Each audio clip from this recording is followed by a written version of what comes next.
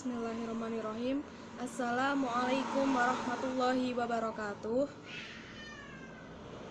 Sebelumnya, perkenalkan, nama saya Nurrahma Ika Adiati dari Tadris Biologi A, NIM 1910810011. Langsung saja, di sini saya akan menjelaskan materi tentang kewajiban terhadap jenazah. Sebelumnya mohon maaf ya, ini saya buat PPT-nya berbentuk PDF karena di HP saya ada kendala, jadi ini terkesan juga tidak menarik, mohon maaf. Langsung saja, yang akan kita bahas adalah yang pertama, syarat memandikan jenazah. Di sini saya menyebutkan ada 3. Yang pertama, harus muslim. Yang kedua, ada tubuhnya walaupun sedikit. Misalnya kecelakaan di jalan itu harus diusahakan ada tubuhnya. Yang ketiga, meninggal bukan karena mati syahid atau perang jihad. Tata cara memandikan jenazah, yang pertama, dibersihkan terlebih dahulu segala jenis yang ada pada badannya. Misalnya kalau wanita pakai perhiasan, bisa disimpan dulu perhiasannya, disimpan. Selanjutnya, meratakan air pada seluruh tubuh, dan sebaiknya 3 kali atau lebih jika dianggap perlu. Siraman yang pertama dibersihkan dengan air yang bercampur sabun. Siraman kedua dengan air bersih. Siraman ketiga dengan air yang bercampur kapur barus halus. Aturan memandikan jenazah. Mayit laki-laki dimandikan oleh laki-laki, dan sebaiknya mayit wanita juga dimandikan oleh wanita, kecuali muhrim, misalnya suaminya atau sebaliknya. Yang memandikan tidak boleh menceritakan tentang cacat tubuh mayat itu. Mayat yang haram dimandikan, orang yang mati dalam perang di jalan Allah, dan ia juga tidak disolatkan. Yang kedua, orang kafir dan munafik. Yang ketiga, orang yang mati karena bunuh diri.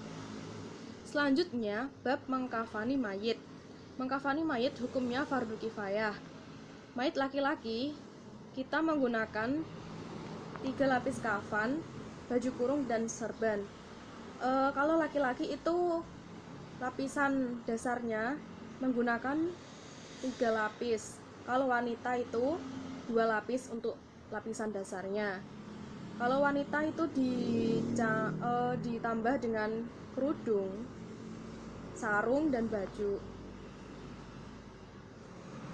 Alat dan bahan untuk mengkafani mayit antara lain kain kafan kurang lebih 12 meter, kapas, kapur barus yang sudah dihaluskan, kayu cendana yang sudah dihaluskan, dan tempat tidur untuk membentangkan kain kafan yang sudah dipotong-potong. Nah, masuk pada bab tata cara mengkafani jenazah. Letakkan tali pengikat kain kafan sebanyak 7 helai. Bentangkan kain kafan dengan susunan antara lapis pertama dengan lapis lainnya tidak tertumpuk sejajar. Lapis ketiga dibentangkan di tengah-tengah. Taburkan kapur barus halus. Letakkan kain sorban atau kerudung yang berbentuk segitiga dengan bagian atas. Bentangkan kain baju yang sudah disiapkan. Lubang yang berbentuk belah ketupat untuk leher mayit. Bagian sisi yang digunting dihamparkan ke atas. Syarat sholat jenazah. Sholat jenazah sama dengan sholat seperti biasanya, hanya saja perbedaannya terletak pada kalau sholat jenazah itu tidak menggunakan rukuk dan sujud ya. Syarat yang kedua, mayit sudah dimandikan dan dikafani. Letak mayit sebelah kiblat orang yang menyolatinya. Rukun sholat jenazah tidak dengan rukuk dan sujud, serta tidak dengan azan dan iqamah. Tata cara sholat jenazah. Yang pertama, niat. Yang kedua, takbiratul ihram. Kemudian membaca surat Al-Fatihah.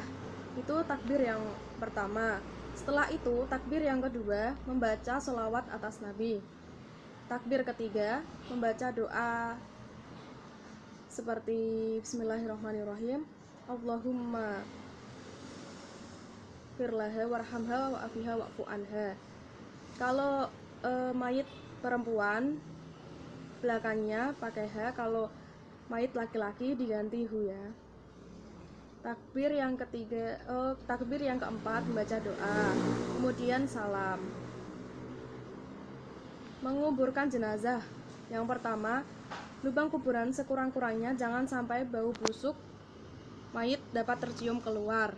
Yang kedua, wajib membaringkan mayat di atas lambung kanan dan menghadap kiblat. Muka dan ujung kaki harus mengenai tanah dan dilepaskan semua ikatannya. Talinya itu dilepas ya kalau sudah. Jangan mengubur mayit pada waktu malam, kecuali dalam keadaan darurat. Tidak boleh satu liang untuk 2 mayit atau lebih.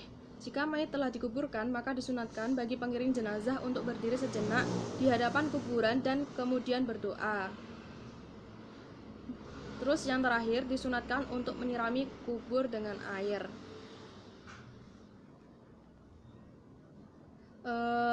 Mungkin itu saja yang dapat saya sampaikan. Kurang lebihnya mohon maaf apabila ada kata-kata yang kurang berkenan. Nanti di terakhir saya akan menayangkan video tentang pembagian kain kafan pada saat mengkafani jenazah dan juga praktik sholat jenazahnya. Saya akan tampilkan di belakang nanti. Sementara presentasi saya tutup dulu. Kurang lebihnya mohon maaf. Sekian, terima kasih. Semoga bermanfaat. Wassalamualaikum warahmatullahi wabarakatuh. Assalamualaikum warahmatullahi wabarakatuh. Perkenalkan, nama saya Norahma Ika Adiati dari Tadris Biologi A NIM 11. Di sini saya akan menjelaskan tentang pembagian kain untuk mengkafani jenazah. Di sini saya mempraktikkan untuk mayat perempuan menggunakan lapisan dasar berjumlah 2, kalau laki-laki 3. Ini yang pertama, lapisan dasar yang pertama. Ini yang kedua. Terus kita menyiapkan baju kurung 1. Ini untuk sarungnya 1. Tali potongnya ada 3, di atas, di tengah, sama di bawah. Yang terakhir kita menyiapkan kerudung.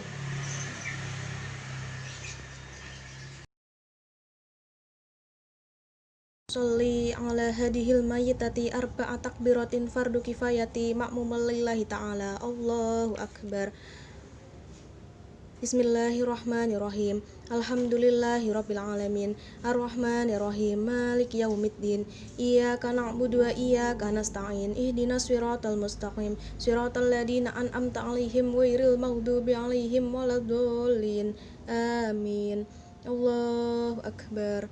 Allahumma sholli ala sayyidina Muhammad. Allahu akbar. Allahumma ighfir laha warhamha wa'afiha wa'fu anha. Allahu akbar. Allahumma la tahrimna ajraha wa la taftinna ba'daha waghfir lana walaha. Assalamualaikum warahmatullahi wabarakatuh. Assalamualaikum warahmatullahi wabarakatuh.